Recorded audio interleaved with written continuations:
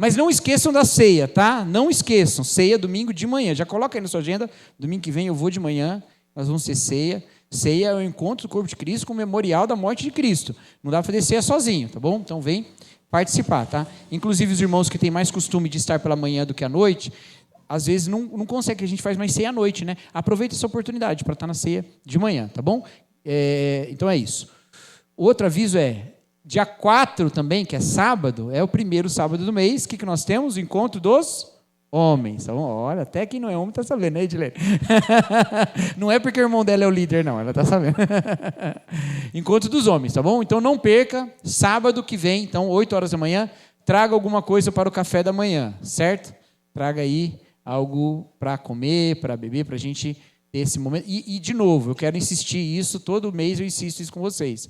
Queridos, homens, uma determinada fase da vida, param de ter amigos, viu? E a gente precisa crescer na nossa amizade, tá? Então focado em comunhão e no compartilhar da palavra, tá bom? Em orar uns pelos outros, é para nós crescermos juntos, conhecer mais uns aos outros. É uma bênção, não é, João? É uma bênção, tá bom? Então, esteja presente aqui. Eu falei João porque o João vem, né? O Maurício vem também, então é isso aí. Outros vêm também, tá? Eu não vou falar o nome de todo mundo, não. Então, vem participar, tá bom? Amém? Vamos orar então, queridos. Abaixa sua cabeça, vamos falar com Deus. Senhor nosso Deus, exaltado seja o teu nome, ó Pai. Louvado e adorado para sempre. O Senhor, ó Deus, é Criador de todas as coisas e é também o nosso Redentor. Aquele que nos alcança no desespero do pecado e nos dá uma nova esperança. E por isso, ó Deus, nós queremos louvar o teu nome. Nós queremos exaltar e proclamar os teus feitos, porque o Senhor foi maravilhoso na nossa vida e continua sendo, não pelos nossos méritos, mas pela tua misericórdia imensa. Receba a nossa adoração essa manhã, ó Pai. Em nome de Jesus Cristo que nós oramos, amém. Amém. Convido você a ficar em pé, vamos juntos adorar ao Senhor.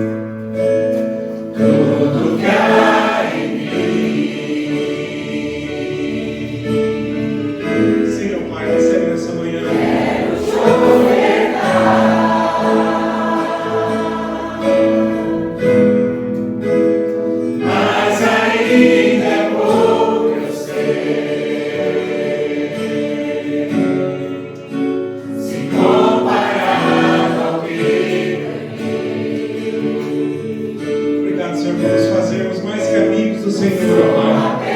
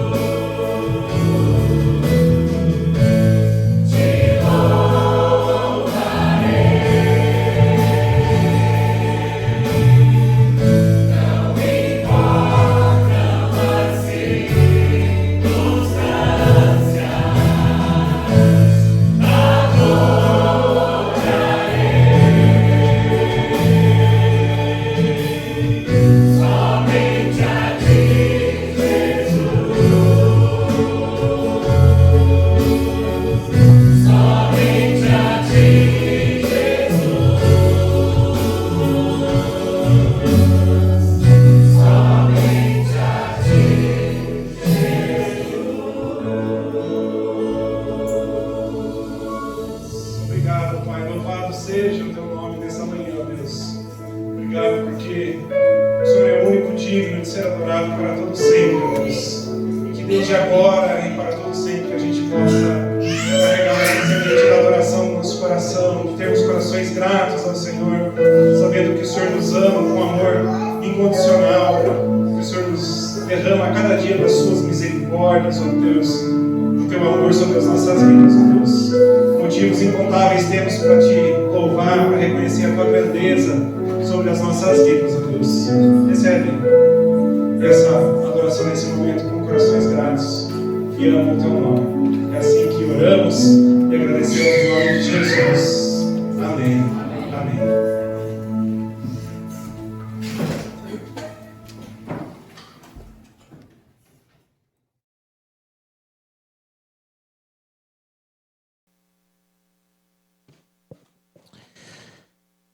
Convido os irmãos a abrirem suas Bíblias no Evangelho de João.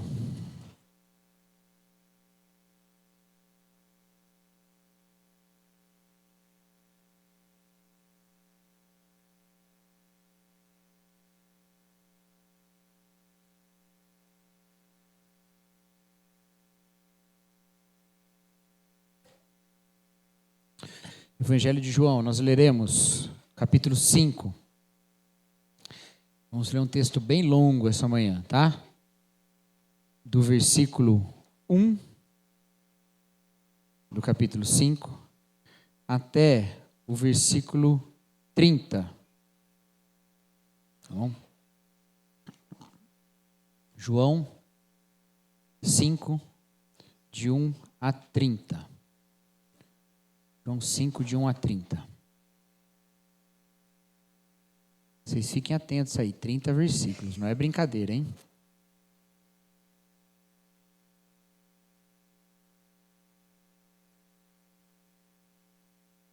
Diz assim a palavra de Deus. Algum tempo depois, Jesus subiu a Jerusalém para uma festa dos judeus. Há em Jerusalém, perto da Porta das Ovelhas, um tanque, com 5 entradas ao redor, o qual em hebraico é chamado Betesda. Ali costumava ficar um grande número de pessoas doentes e inválidas, cegos, mancos e paralíticos. Um dos que estavam ali era paralítico, fazia 38 anos. Deixa eu abrir um parênteses aqui. Alguém achou que eu pulei um versículo ou não? A Bíblia de alguém aqui tem um versículo 4?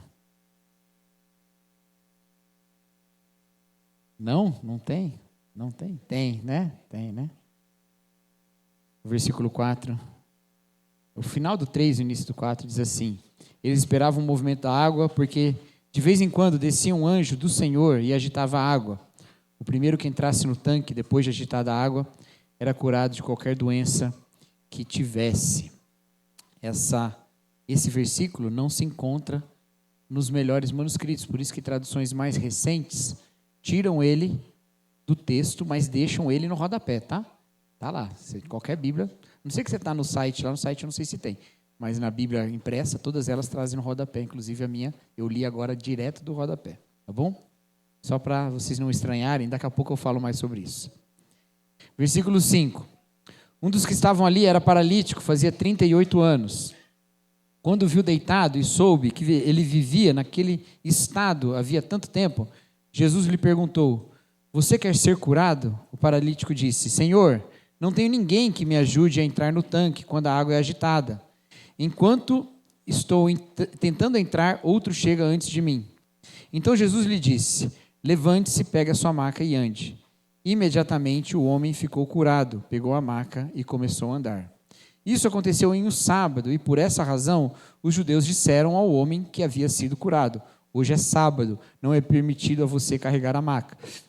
Ele, porém, respondeu: o homem que me curou disse: pegue a sua maca e ande. Então lhe perguntaram: quem é esse homem que mandou você pegar a maca e andar? O homem que fora curado não tinha ideia de quem era ele, pois Jesus havia desaparecido no meio da multidão. Mais tarde, Jesus o encontrou no templo e lhe disse: olhe, você está curado, não volte a pecar, para que algo pior não aconteça a você. O homem foi contar aos judeus que fora Jesus quem o havia curado. Então os judeus passaram a perseguir Jesus, porque ele fazia essas coisas no sábado. Jesus lhes disse: o meu pai trabalha até agora e eu também trabalho. Por essa razão os judeus queriam matá-lo, ainda mais, pois não somente violava o sábado, mas também dizia que Deus era seu próprio Pai, e assim se fazia igual a Deus. Jesus lhes deu essa resposta: em verdade lhes digo que o filho não pode fazer nada de si mesmo, só pode fazer o que vê o Pai fazer. Porque o que o Pai faz, o filho também faz. Pois o Pai ama o filho e lhe mostra tudo o que faz. Sim, para a admiração de vocês, ele lhe mostrará obras ainda maiores do que essas. Porque da mesma forma que o Pai ressuscita os mortos e lhe dá vida, o filho também dá vida a quem ele quer. Além disso, o Pai não julga ninguém, mas delegou todo o julgamento ao filho, para que todos honrem o filho como honram o Pai. Aquele que não honra o filho, não honra também o Pai que o enviou. Em verdade lhes digo que quem ouve a minha palavra e crê naquele que me enviou, tem a vida eterna e não será condenado, mas já passou da morte para a vida. Em verdade lhes digo que está chegando a hora e já chegou em que os mortos ouvirão a voz do Filho de Deus e aqueles que a ouvirem viverão. Pois da mesma forma que o Pai tem vida em si mesmo, ele concedeu ao Filho ter vida em si mesmo e deu-lhe autoridade para julgar, porque é o Filho do homem. Não fiquem admirados com isso, pois está chegando a hora em que todos os que estiverem nos túmulos ouvirão a sua voz e sairão. Os que fizeram bem ressuscitarão para a vida, e os que fizeram o mal ressuscitarão para serem condenados. Por mim mesmo nada posso fazer, eu julgo apenas conforme ouço, e o meu julgamento é justo, pois não desejo agradar a mim mesmo, mas aquele que me enviou. O discurso de Jesus continua, mas nós vamos só até aqui por enquanto. Eu quero, antes de falar do texto, eu quero trazer 3 conceitos para vocês, para a gente falar a mesma língua aqui, tá bom? 3 conceitos que a gente usa na teologia e alguns mais comuns, alguns com usos mais frequentes, outros com usos menos frequentes. São 3 só que eu quero trazer para vocês. Um é ortodoxia. O que significa ortodoxia? Ortodoxia significa o ensino correto, tá bom? Então, a igreja tem um conteúdo de fé, uma doutrina que ela considera correta, e por isso, seguir essa doutrina é ortodoxia. Pregar essa doutrina é ortodoxia, é a doutrina correta. Ortodoxo é aquele que está dentro dessa doutrina. É claro que você vai ouvir falar sobre a igreja ortodoxa grega, a igreja ortodoxa. Aí é o nome ortodoxo dentro do conceito das diferentes linhas do cristianismo, que lá significa aquela igreja fruto do cisma do Oriente, né? Mas não é ortodoxo no sentido que eu estou trazendo. Ortodoxo significa o ensino correto, ortodoxia é o ensino correto. Outro conceito é ortopraxia. Vocês vão ver que esse orto é o correto, né? Você que quer colocar seus dentes retinhos, você vai no ortodontista, né? Ele deixa tudo retinho lá, né? É o correto, né? Mas o praxia é da prática. Então, ortopraxia é a prática correta. Ortodoxia, o ensino correto. Ortopraxia, a prática correta. E tem um outro conceito que tem sido utilizado mais recentemente por algumas pessoas, que é a ortopatia, né? Que é o sentimento correto. O sentimento correto. Ortodoxia, ortopraxia e ortopatia. O ensino correto, a prática correta e o sentimento correto. Essas 3 coisas, elas devem existir na nossa vida e elas devem estar em equilíbrio na nossa vida. Não porque uma limita a outra, não é isso, mas é porque uma depende da outra. E às vezes a gente acaba diminuindo uma em função de outra. E essa história é uma história que coloca esses conceitos em prova, sob um exame. Aqui diz o texto de um homem que estava ali na beira desse tanque, esse tanque de Betesda. E, apesar desse versículo 4 não estar nos melhores manuscritos, a crença parece ser essa mesmo. Tá? E por isso, logo em seguida, no texto que está nos manuscritos, fala que ele quer entrar no tanque antes de todo mundo, por causa dessa crença. Então, muito provavelmente, em algum momento da história da igreja, alguém julgou que precisava botar uma explicação. E aí botou a explicação lá. Tá? Mas a história é essa mesmo, tá bom? É o que a arqueologia nos fala, inclusive. Havia esse tanque, chamado tanque de Betesda, e as pessoas ali acreditavam que o primeiro a entrar na água quando ela se movesse. Que tipo de movimento era esse? Poderia ser um movimento normal de um vento, alguma coisa, ou poderia ser um movimento específico. Há alguns estudiosos que falam de algum tipo de bolha, de borbulhar, alguma coisa assim, que fazia as pessoas quererem entrar logo, que entrar primeiro seria curado. Um tipo de entendimento muito fácil de você sustentar e sair ensinando para todo mundo, porque é aquela loucura de todo mundo entrando ao mesmo tempo e ninguém sabe quem entrou primeiro, né? Então é fácil dizer que alguém foi curado. Quem foi que entrou primeiro? Não sei, está sempre todo mundo lá, né? Então havia essa crença. Essa crença, meus irmãos, às vezes algumas pessoas perguntam assim: olha, mas afinal de contas, era um anjo mesmo que agitava a água? Né? Era real essa questão? Ela acontecia mesmo? Essa pergunta é uma pergunta frequente que eu vejo, às vezes, as pessoas fazendo para teólogos na internet, influencers e tal. E aí, esse anjo mexia mesmo na água ou não mexia? E aí tem uns debates sobre isso. Mas eu acho interessante que nem Jesus, nem João trazem qualquer tipo de julgamento sobre isso. E é porque não era importante nesse momento. Não era importante nesse momento. Não é importante nesse texto esse tipo de resposta. Ou pelo menos não é de suma importância nesse texto. Porque o que está acontecendo aqui é um homem necessitado, que é necessitado porque não pode trabalhar, e ele não pode trabalhar porque tem as suas pernas paralisadas, que busca um tipo muito específico de generosidade, que é alguém que o jogue na água. Mas ninguém faz isso. Baseado numa crença que certamente não é ortodoxa. Não é um ensino correto, não é uma crença sustentada nas Escrituras, não é uma crença ensinada ali pelos ortodoxos, seja do judaísmo, seja aqueles que seguiam a Jesus Cristo, os discípulos de Jesus. Mas há uma esperança desse homem em ser curado através dessa prática, através dessa forma de milagre. E situações como essa colocam em xeque esses três conceitos na nossa vida. Porque uma coisa é o que a nossa ortodoxia diz. Ela diz que Deus é que cura. Ela não sustenta esse tipo de superstição. Também põe em xeque a nossa ortopraxia, porque quando você vê uma pessoa necessitada, o que a Bíblia nos ensina a fazer? A ajudá-la, a cuidar dela, a dar esmola se essa for a forma que ela está ali precisando. Coloca em xeque a nossa ortopraxia. Mas também coloca em xeque a nossa ortopatia, porque é o nosso sentimento em relação a isso. Porque uma pessoa que só tem ortodoxia, ela se torna aquilo que nós chamamos de fundamentalista. Ela é fundamentalista.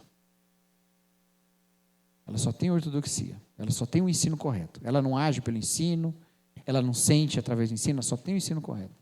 Uma pessoa que só tem a ortopraxia, ela só age da maneira correta, ela é um ativista.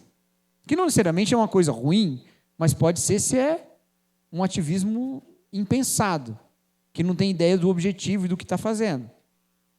Uma pessoa que só tem a ortopatia e não faz nada, ela é um sentimental. Ela é um sentimental, mas não faz nada. Agora, tem também a que falha em alguma coisa. Uma pessoa que tem a ortodoxia, a ortopraxia, mas não tem a ortopatia, a Bíblia fala sobre essa pessoa. Ela é chamada de hipócrita. O hipócrita é aquele que tem a ortodoxia. Ele faz do jeito certo, mas ele faz pelos motivos errados. Quando Jesus Cristo fala dos hipócritas, lá no Sermão do Monte, ele está falando de gente que tinha um ensino correto, ortodoxia. De gente que fazia a coisa correta, dava esmola, orava, fazia jejum, mas não tinha o sentimento correto. Fazia pelos motivos errados. É um hipócrita. Se você tem a ortopraxia e a ortopatia, você sente corretamente, você é compassivo, e você age corretamente, mas você não tem a ortodoxia, você se torna um liberal. Uma pessoa que age, mas age muito mais fundamentada nos seus próprios conceitos do que no que a palavra de Deus fala. E se você tem ortodoxia, o ensino correto, ortopatia, o sentimento correto, e você não age, você é um cínico. Você é um cínico. Você sabe o que é certo, você sente no coração que é certo, mas você não faz nada. A gente tem que ter essas coisas equilibradas. Esse homem, ele não tinha ortodoxia. O que ele tinha? Necessidade. Ele tinha necessidade. E a necessidade dele coloca a gente em xeque. E aí Jesus chega a ele. E quando Jesus chega a ele, ele apresenta grande esperança. Eu sou a esperança. Levanta, pega a sua maca, vai embora. E ele levanta e vai embora e resolveu. E agora, de repente, Jesus Cristo apareceu e aquele conceito que ele tinha sobre o anjo soprando o tanque, ou qualquer outra coisa, já não importa mais. Já não importa mais, ele vai embora. Mas aí chegam os ortodoxos, que só têm ortodoxia. Eles olham um homem carregando a maca no dia de sábado, e aí não importa o sentimento de compaixão com um homem que viveu todo esse tempo sem poder andar e agora está andando. Não importa a prática correta de ajudá-lo a carregar, de celebrar, de ver se ele precisa de alguma coisa. Afinal de contas, ele ficou muito tempo ali parado, ele talvez tenha necessidades outras.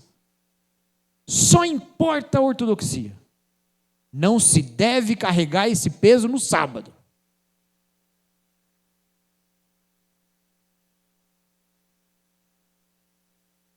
E aí, nesse sentido, meus queridos, é quando o que seria a ortodoxia se torna um impedimento deste homem ter um real encontro com Deus.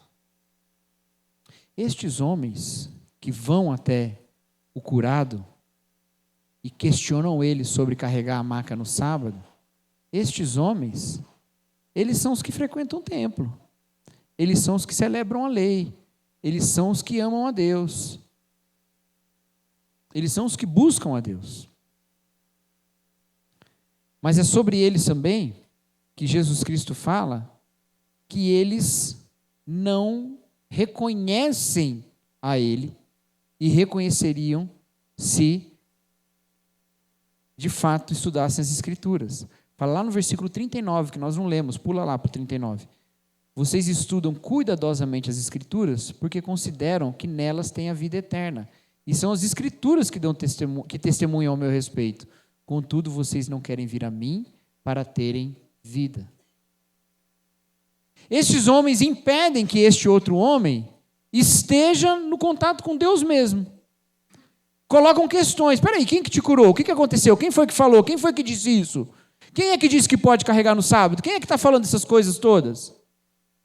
Mas nisso, eles estão se afastando de Deus. Porque é aí que vem a questão. Nem sempre o que a gente chama de ortodoxia é a palavra de Deus. Uma doutrina correta, ela é correta se ela estiver de acordo com a palavra de Deus. Mas grupos celebram doutrina, consagram doutrina, transformam ela em correta, só que ela só é correta segundo o olhar deles mesmos. E como é que eles sabem que ela não é correta? Como eles podem saber que ela não é correta? Confrontando com a Escritura, confrontando com as suas práticas, confrontando com seus sentimentos, de acordo com a maneira como Jesus age. Estes homens achavam que estavam corretos, mas estavam impedindo esse outro homem de fato, receber o que Jesus tinha para ele. Porque o que Jesus tinha para ele não era só a cura. Jesus tinha muito mais. Mas quando colocam em questão se Jesus de fato é um mestre aceito, se Jesus de fato é um mestre correto, eles estão tentando impedir esse homem de se tornar um discípulo de Cristo, alguém que tem vida em Deus. Cuidado, meus queridos. Doutrina sem prática e sem sentimento, sem prática e sem motivação correta, nos leva a nos afastar de Cristo. Vocês estudam a Escritura e não vêm a mim. Dá para estudar muito bem a Escritura e não ir a Deus. Muitas vezes, meus queridos, a superstição, ela é um refúgio de pessoas que ainda não ouviram da verdadeira esperança. Ela sempre é um engano, claro, ela é um engano. Não estou dizendo para a gente não combater, mas estou dizendo que às vezes é um engano, porque é o que a pessoa tem para correr. Porque a gente cria muitas barreiras para falar da verdadeira esperança que é Jesus. A gente cria muito empecilho para a pessoa se encontrar com Jesus mesmo. O que também me leva a pensar que, às vezes, até na igreja, a gente prefere ir por um outro caminho. Porque Jesus é aquele que nos cura, mas depois diz assim, não volta a pecar, senão uma coisa pior acontece. Não é o que ele fala ali no versículo 14? Olha, você está curado, não volte a pecar para que algo pior não aconteça a você. Jesus não só nos cura, ele também fala, não volta a pecar. E às vezes a gente prefere pecar. E aí é mais fácil pensar que vai mexer a água, eu vou entrar e vou ser curado, porque se isso acontecer, eu não preciso mudar nada na minha vida, só vou mudar o que eu quero mudar, que é o fato de que eu não ando e agora eu quero andar. Algumas das teologias mais supersticiosas que a gente tem dentro do cristianismo são assim. Elas não têm nenhum tipo de pregação para a verdadeira doença da alma. Ela tem só pregação para as outras doenças todas. E Jesus é a esperança para todas elas. Para todas elas. Mas o mais importante é a vida que ele dá para pessoas como eu e você que estavam mortos no pecado. E não a mera cura, não a mera prosperidade, não a mero emprego, não. Porque todas as pessoas que receberam de Deus, em Jesus Cristo, pão e peixe na multiplicação, todas as que receberam cura, todas as que foram ressuscitadas no seu ministério encarnado, todas elas, sem exceção, morreram depois. Todas. Não tem nenhum deles vivo até hoje. E não só esses. Todos aqueles que comeram do maná, morreram depois. Todos que atravessaram o Mar Vermelho, morreram depois. Em algum momento da vida, não por causa daquilo, em algum momento da vida. Sua vida teve fim. Significa que a esperança que Jesus nos dá não é só para essa vida, não é isso que o apóstolo Paulo fala lá em 1 Coríntios capítulo 15? Se a nossa esperança é para as coisas dessa vida, nós somos o quê? Miseráveis. Cristo é uma esperança maior da vitória plena contra o pecado. E é um encontro com Ele legítimo, verdadeiro, autêntico, que não é contido em mero texto, que não é contido em mero sentimentalismo, que não é contido em mero ativismo. É Cristo mesmo em nós. Um encontro com aquele que nos cura e diz, não peque mais. É uma caminhada com Jesus. No conceito do Novo Testamento, qual seria o grande testemunho de transformação de vida deste homem que foi curado? Ele passar a fazer parte daqueles que andam com Jesus, não é isso? Qual que era a igreja ali? Os que andavam com Jesus, estavam com ele o tempo todo, estavam onde ele ia. O testemunho que esse homem daria é, agora eu sigo Jesus Cristo. Eu não só fui curado para agora fazer tudo o que eu queria fazer, não, agora eu sigo Jesus. E aí vem um outro contexto que tem gente falando que é a ortopodia, que é ter o pé no lugar certo, que é andar do jeito certo, que reúne tudo isso. Nós precisamos parar de nos congratular por causa da nossa doutrina, parar de nos orgulhar por causa da nossa retidão, olha como a gente é santo, o outro é pecador. Parar também de entrar num mero virtuosismo digital que mostra como a gente é sensível e não toma as nossas mãos. A gente tem que viver tudo isso. E viver tudo isso é seguir a Jesus. Vai ter ensino? Vai, porque Jesus é mestre. Vai ter prática? Vai, porque Jesus encarnou. E vai ter transformação e sentimento? Vai, porque Jesus nos ama e nós o amamos. Vai ter tudo isso junto.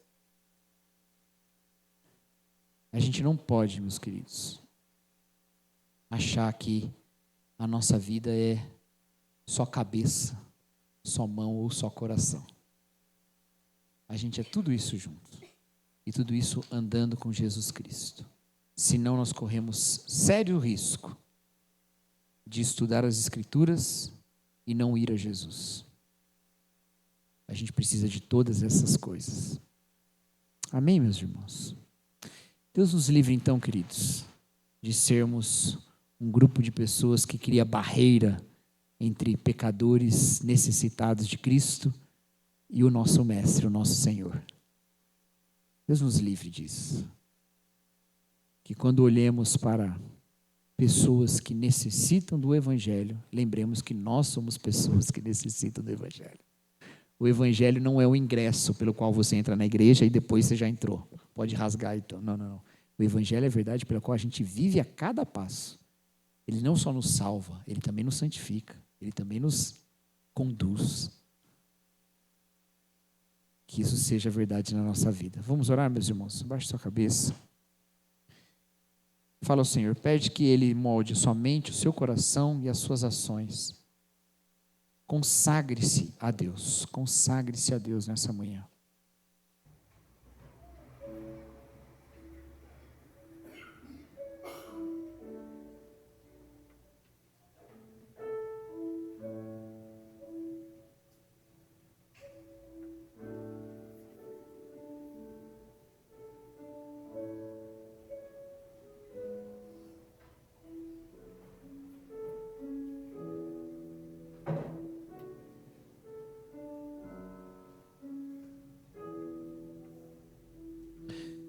Senhor nosso Deus, ensina-nos, ó Pai, a viver segundo a Tua palavra, não apenas a conhecê-la, mas aplicá-la nas nossas vidas e deixar que o nosso coração seja transformado por ela.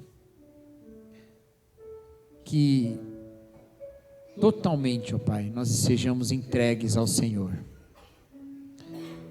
Que o Senhor seja o Senhor sobre aquilo que nós sabemos e conhecemos e entendemos. Seja o Senhor sobre aquilo que nós sentimos, aquilo que nos motiva, aquilo que nos atrai. E seja o Senhor sobre aquilo que nós fazemos, sobre como conduzimos o nosso viver, sobre as coisas que nós falamos. Que toda a nossa vida seja tomada pelo Senhor, ó Pai. Porque nós não temos nenhuma esperança se não for Jesus. Porque nós permanecemos mortos se não for aquele que nos dá vida. Que a vida que nós viveremos, hoje e sempre, seja aquela que reflete a obra de Jesus Cristo em nós. Essa é a nossa oração de consagração. Em nome de Jesus, amém.